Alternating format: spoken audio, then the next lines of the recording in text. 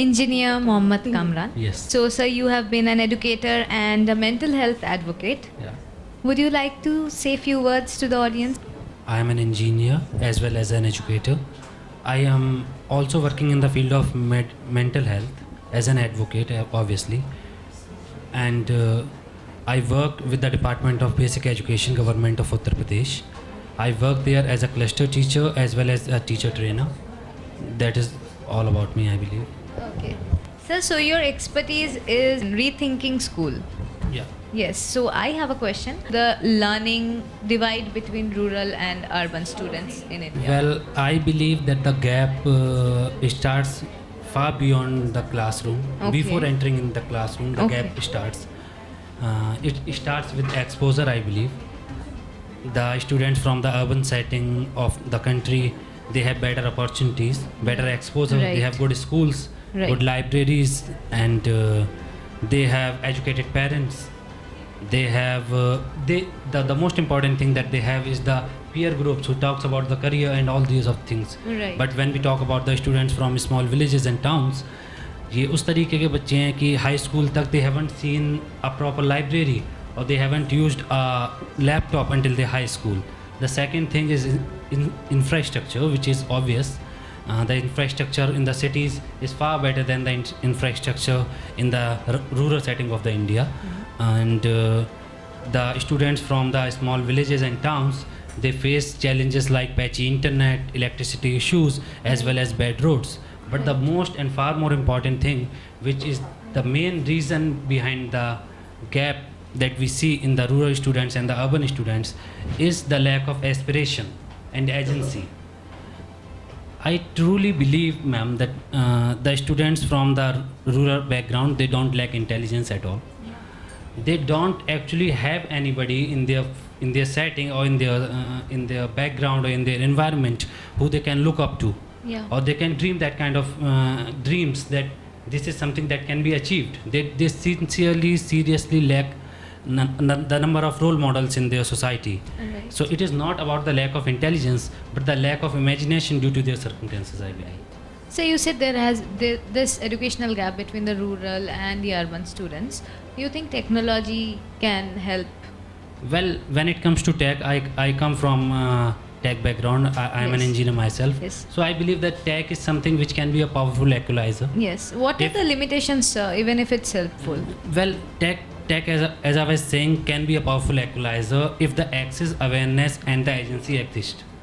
I have seen students from the small towns and villages using YouTube for learning English. Yeah. Like we have many teachers here who have their own channels, and Yes. the students from the rural backgrounds, they are using it. Yes. And they are using the platforms like Khan Academy and all of these for solving their Yes. math doubts. Even the platforms which the government has provided like Diksha and Swam, they have great content too. But there are limitations when it comes to the rural backgrounds. The first one is that the device and data problem. Right. If there is one mobile phone in the family and 5 members are using it, and the primary user of that mobile phone is the father who is away for his work, then this kind of tool, this kind of mobile phone cannot be classified as an educational tool, I believe.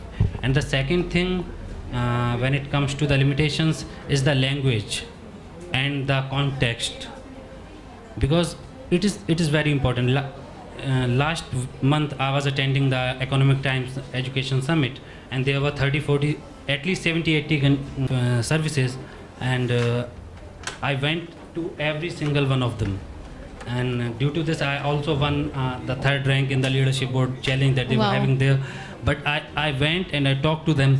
My foots were hurting, but I was very sure that I need to talk to each and every one of them. And the conclusion to all the effort that I did over the 2 days is that all of the tech, and I believe I'm saying it very with the complete responsibility, that most of the tech, at least 99% of the tech today, EdTalk today, is urban centric and English heavy. It is not designed for the rural students. If we want to bridge the gap between the learning outcomes of the rural and the urban backgrounds of the students, then it is very important that we build that kind of tech and that kind of content which is culturally respectful as well as in a bilingual setting. So, sir, what kind of teacher training would be required to educate these kind of students in the rural? Well, when it comes to teacher training, it is my favorite part. I work as a teacher trainer, and I believe that teaching training when it comes to the rural background and the rural education should be completely, entirely changed. Okay. Completely and entirely. I am repeating myself. It should be completely and entirely changed.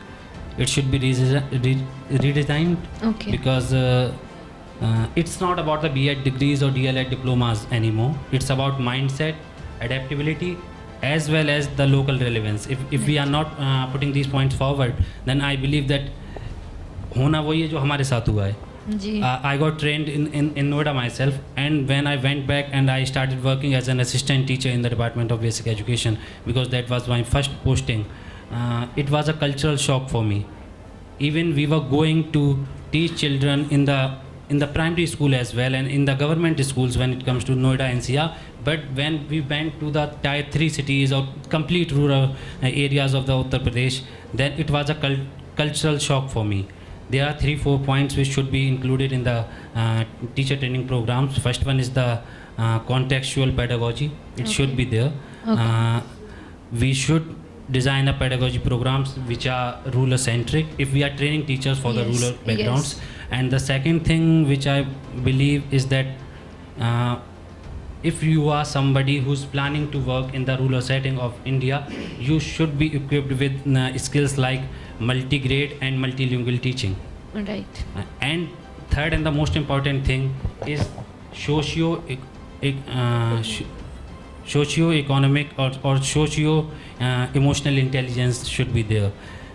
आप काम करते हैं, आप यहाँ रहते हैं NCR में, हमने काफ़ी 1 साल 10 साल से ज़्यादा का time I have spend in the Delhi NCR. आप जब वापस जाते हैं, आप एक ऐसे परिवार के बच्चे को you are trying to teach and build a career out of it, जिसके 3 जनरेशन से किसी को दे हैव बीन इलिटरेट और समथिंग ऑफ दैट सॉर्ट. और उनके लिए एजुकेशन के वो मायने नहीं हैं जो आपके लिए हैं. You understand what education can do to their child, and sometimes there are 5-10% households are there which are dealing with their own traumas like alcoholism and these kind of things, and you are supposed to teach the children from that background as well. So I believe if you lack social intelligence, then you are doomed to you are designed to fail in the rural setting. Yes. So I would like to squeeze in one last question.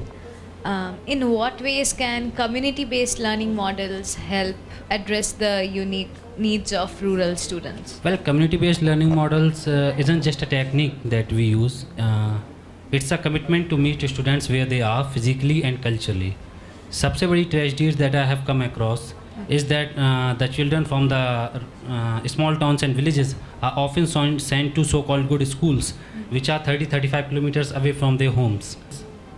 They get people ridicule them for their accent, for their background, even for their food habits, and it creates a left inferiority complex in them. It can create emotional stress in them, and it can create a fragmented identity for them. So community-based learning models, as you were saying, can be an antidote. It can be a micro school which has the local ownership and designed for the students at the heart of their town or the city or the village. And my dream is also to build such kind of a school which is rooted in the soul of the town, but and the students are not supposed to travel 70-80 kilometers on a daily basis, but can travel for a few minutes and enter a campus which feels like home, yet opens the door to the world and opens and gives them the best of the global knowledge, I believe. Right. So if you could redesign the education model for India to decrease the gap, how would you inculcate? What points would you inculcate? Well, the problem is that we are not going to get that kind of opportunity, to be honest. But if I had the opportunity to redesign the education model, I will propose 5 key shifts. First one is fundamental humanity first. We need to tell students who they are, culturally and socially, before we fill them with information. We need the subjects like adab, akhlaq, sanskar, sabhyata, sanskriti, mindfulness should be mainstream, I believe. And The second thing that I would propose is I think which I was talking about is the micro schools and the local ownership. Okay. The community should design their schools Yes. and not go for these so-called elite schools who are distributing franchises Yes. door to door. And these kind of schools can be affordable Yes. and can be at the center of the heart, can be culturally respectful, Yes. and can create the students with better learning outcomes. I Yeah, the believe. environment will be Environment will be better. better. I think that's all for today, sir. Thank I wish you. we could have more time, but Yeah. thank you so much, sir, for being here. Can we have the certificate now?